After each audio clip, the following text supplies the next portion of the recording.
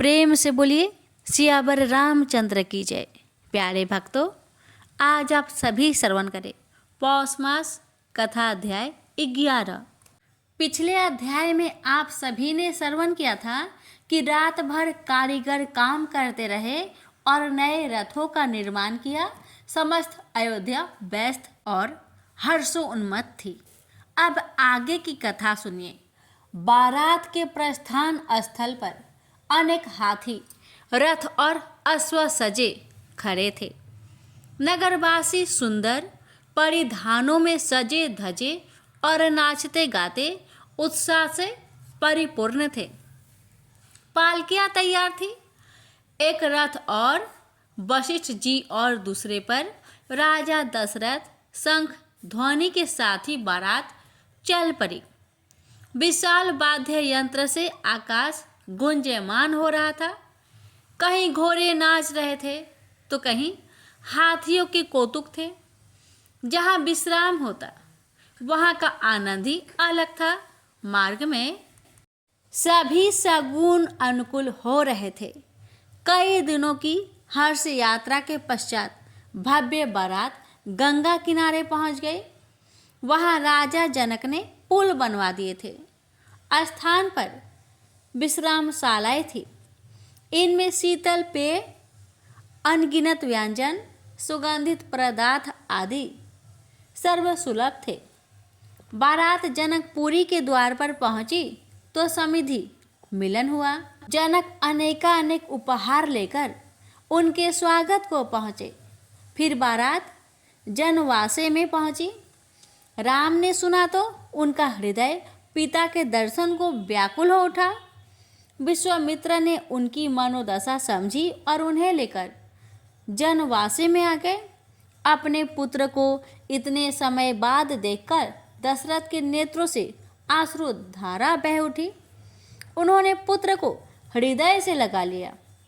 फिर भरत शत्रुघ्न अपने भाइयों से मिले। चारों भाइयों की शोभा देखकर सब आनंद से भर गए। सभी लग्न का समय शेष था, अतः आनंद के लिए समय मिल गया था। जनकपुरी में यह समाचार फैल गया था कि राम लक्ष्मण के जैसे ही उनके दो और भाई हैं। पूर्ववासी उन्हें देखने आने लगे और उनके दर्शन करके अपने भाग्य को सहराने लगे। लग्न का समय स्वयं ब्रह्मा जी ने सौधा। अगहन मास, हेमंत ऋतु और सभी ग्रह नक्षत्र गोचर आदि अनुकूल थे। तिथि बार और मुहूर्त भी श्रेष्ठ थे। सभी प्रकार से अनुकूल गोधूली की वह पावन बेला भी आ गई जिसकी सभी को प्रतीक्षा थी। राजा जनक गुरु पुरोहित सतानंद जी के साथ बारात को लेने गए और सत्कार सहित उन्हें विवाह मंडप तक लाया गया। राम वर रूप में घोड़े पर सवार शोभ्यमान थे। देवगण उनके इस रूप पर भाव विभोर हो रहे थे। इस विवाह का वास्तविक आनंद जो मनुष्य रूप में ही लिया जा सकता है। अतः ऐसा विचार कर देव समाज भी मनुष्य का भेष बनाकर बारात में सम्मिलित हो गए। ऐसे सुंदर अनुपम रूप के बारातियों को देखकर सब हर्षित हो रहे थे। बड़े ही भव्य और सभी वैदिक व लौकिक रीतियां से सभी परिणय संस्कार संपन्न किए गए। मुहूर्त होने पर सीता जी को मंडप में बुलाया गया। सीता का रूप और सौंदर्य देखकर दशरथ सहित सभी अयोध्यावासी हर्ष से भर गए। कुल के अनुरूप कुल वधू पाकर कौन हर्षित न होगा। वर वधू की शोभा अवर्णनीय है। कुलाचारों के बाद गौरी, गणेश और देवों की पूजा और ब्राह्मणों की प्रति संकल्प किए गए। वेदी में अग्निदेव ने सुख से आहुति ग्रहण की। फिर वर कन्या ने भावरेली स्त्रियां भावर गीत गा रही थी और विवाह संस्कार हो रहे थे। जनक जी हर्षित मन से अपने समधी दशरथ के पास बैठे थे। उनके मन में एक सुंदर विचार उठा। और वे कुछ कहना चाह रहे थे लेकिन कह नहीं पा रहे थे। दशरथ ने उनके भाव समझकर प्रेम से पूछा, क्या कोई विशेष बात है?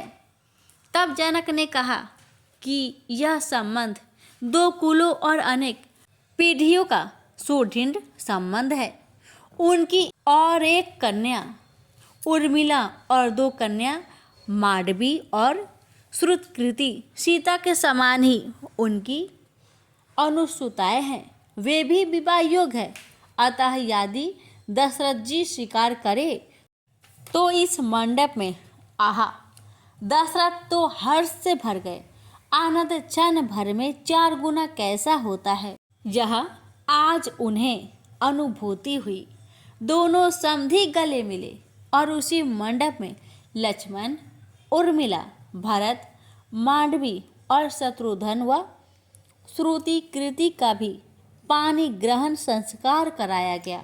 4 युगल वर वधू एक मंडप के नीचे शोभ्यमान हो रहे थे, मानो चारों वेद मानव रूप में आ विराजे हो। इंद्र आदि देवता उस समारोह में मनुष्य रूप में आए थे और हर्षित हो रहे थे। ऐसा आनंद तो कभी स्वर्ग में भी नहीं आया। धन्य है धरा का मानव जीवन, तभी तो देवता भी मानव देव को तरसते हैं। श्री हरि ने तभी यह रूप धरा है। मनुज देव बड़े पुण्य तप से प्राप्त होती है। विवाह संस्कार संपन्न हो गए। चारों वर वधुओं ने 7 फेरे लेकर 7 वचन दे दिए। 9 वधुएं चितवन से अपने वरों को देख रही है।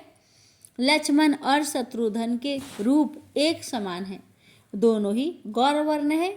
राम और भरत श्याम वर्ण है। जनक के नेत्र प्रसन्नता से सजल हो गए।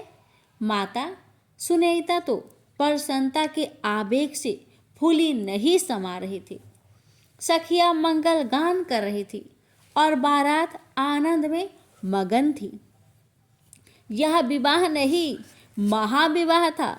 जनकपुरी नित्योषी हो गई। वर वधू नित्य नए संस्कार कर रहे थे। कभी इस मंदिर कभी उस मंदिर में पूजन हो रहा था और बारातियों का आनंद तो कौन कहे। सतरस व्यंजन चतुर रसोई द्वारा बनाए जाते, जिन्हें खाकर पेट तो भर जाता लेकिन मन की इच्छा वैसी रहती। भांति भांति की खेल तमाशे, स्वांग, सत्संग, नृत्य आदि की व्यवस्था थी। जिसकी जैसी रुचि थी वह वहाँ आनंद ले रहा था। कहीं मल्लयुद्ध थे तो कहीं तलवारबाजी का कौशल। दिन और रात ऐसे ही आनंद में बीत रहे थे। जनकपुर की नारियां इस अवसर पर सुहावनी गालियां भी दे रही थी, जो बारातियों को आनंदित करती थी। देवगणों के लिए यह सब कौतुक थे। उन्हें इन मानवीय व्यवहारों में बड़ा आनंद आ रहा था। इस विवाह में तो हर क्षण आनंद था। कई दिन इसी प्रकार बीते। फिर गुरु वशिष्ठ और राजा दशरथ के कहने पर विदाई की तैयारियां होने लगी। जनक जानते थे कि अभी कुछ दिन और यह आनंद उत्सव इसी प्रकार चलता रहे, परंतु समय की भी कोई मर्यादा है। दोनों पक्षों में परस्पर ऐसी प्रीत हो गई थी कि कोई एक दूसरे से विलग नहीं होना चाहता, परंतु यह संभव नहीं। राजा जनक ने भरपूर दान दहेज देकर अपनी प्रतिष्ठा के अनुसार समधि को संतुष्ट किया। सुनीता सीता सहित अपनी पुत्रियों को शिक्षा दे रही थी कि ससुराल में उनके क्या कर्तव्य है। विदाई का समय बड़ा भावुक होता है। पुत्रियों को विदा करते समय जनक सुनैना का हृदय व्यथित हो रहा था, परंतु कन्या प्राय धन है और जग की इस रीति को निभाना ही होता है। घराती बराती गले मिल रहे थे।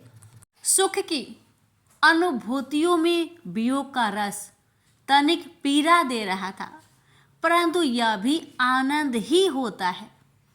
सब प्रकार से संतुष्ट दोनों पक्ष अब ऐसे घुल मिल गए थे मानो जल में जल मिल गया हो। विदाई के समय करुण दृश्य उत्पन्न हो गया। बारात अयोध्या की ओर चल पड़ी। वर वधू अब रथों में है और अवसर मिला है तो कुछ संकोच दूर हो रहे हैं। राम जानकी की तो महिमा ही अपार है। अयोध्या में आगबानी भी भव्य हुई। महारानी कौशल्या सहित रानियों ने नौ वधुओं को कुल रीति से अंतपुर में पहुंचाया। अयोध्या नगरी में हर्षोल्लास छाया हुआ था। याचकों को तो आज ही दरिद्रता मिट जाने की आशा थी। चारण भाट यशोगान गा रहे थे। नौ वधुओं की मुंह दिखाई, कंकर कीरा आदि ऐसी पारंपरिक रीतियां थी जिन्हें देखकर देवगण कौतूहल में थे। अयोध्या संपूर्ण हो गई थी। इन सब के बीच मुनि विश्वामित्र तो ऐसे श्रद्धेय हो रहे थे कि सब उनकी स्तुति करते थक नहीं रहे। उनके आशीर्वाद से आज अयोध्या ने यह महाउत्सव देखा था। घर घर मंगल गान हो रहे थे। प्रेम से बोलिए सियावर रामचंद्र की जय। प्यारे भक्तों, यहीं पर श्री रामायण कथा प्रथम सोपान बालकांड समाप्त हुआ। अब कल से आप सभी श्रवण करेंगे रामायण कथा द्वितीय सोपान अयोध्या कांड की कथा।